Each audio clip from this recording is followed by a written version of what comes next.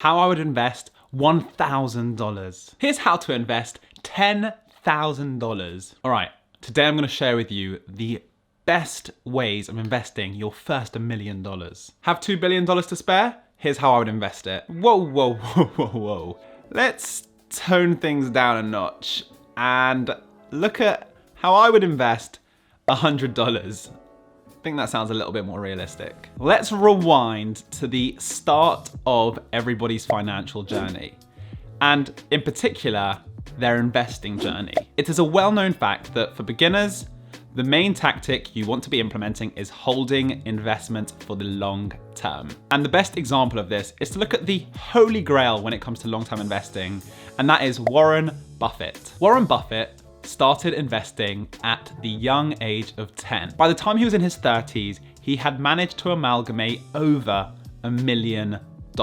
Even more crazy than that, fast forward to today, and he has amassed over $80 billion through his investing journey. And even more incredibly, over 70 billion of those dollars have come since he retired. That just shows you the effect of compound investing. Of course, we do have to note that Warren Buffett has done incredibly well, as he's managed to get 22% average returns over his investing journey. But let's just say for a second that Warren Buffett had not decided to start investing so early and had not kept investing past retirement. And we'll give an age bracket of just investing between the ages of 30 and 60. He would have made $11.9 million, which I'm not gonna argue is a lot of money, but it's 99.9% less than what he has right now. And that really does show you the effect that investing can have on your life. Great. So hopefully now I have managed to convince you that investing from as young of an age as possible and holding it for as long as possible is incredibly powerful. Let's say you only have $100 to invest. You might be thinking, that is no way near enough, and I may as well not bother because that's just not gonna do anything for me in the long run. But that's exactly what I'm gonna show you in this video. I'm gonna let you in on the top 5 ways that I would invest $100 regardless of how old you are. Investing in books. Reading books is one of the most powerful things that you can do, especially at a young age, because someone has poured years of their life into a tiny 300 to 400 page document, and you're able to read all of that information in a matter of hours. And that's exactly why books are my first recommendation if you have $100 to invest in yourself. I'm not just gonna leave it there. The 7 books that I would recommend that you read to start your financial journey are, drumroll, Rich Dad Poor Dad by Robert Kiyosaki. This book will get you in the right frame of mind to start your investing journey. How to Make Friends and Influence People. I think this is a must read for anyone doing anything. The 4-Hour Workweek by Tim Ferriss. This one will actually blow your mind with the potential and possibilities that you can have with the rest of your life. Show Your Work by Austin Kleon.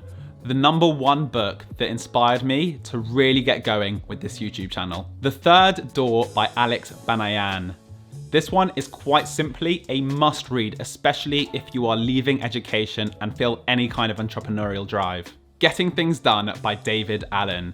If you're someone that always has loads and loads of things to do, but never enough time to do them, this one should go straight to the top of your list. And finally, Your Money or Your Life by Vicki Robin. Probably the one book that has changed my relationship with money the most. Investing in stocks. No, you are not going to make a lot of money from this. I mean, probably way more likely, you are going to lose that entire $100.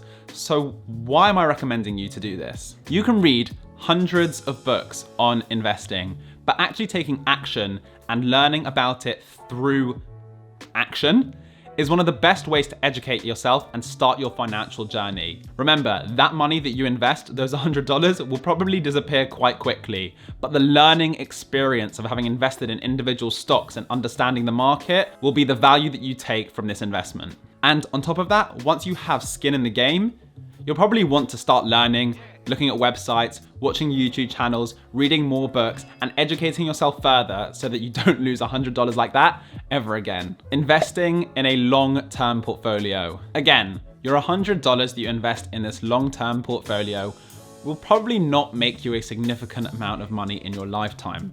So why am I recommending this again? When it comes to investing, Everyone has to start somewhere, and that initial $100 might lead to you starting to regularly put money into an investment portfolio, which then will start to grow and grow through the effects of compounding interest.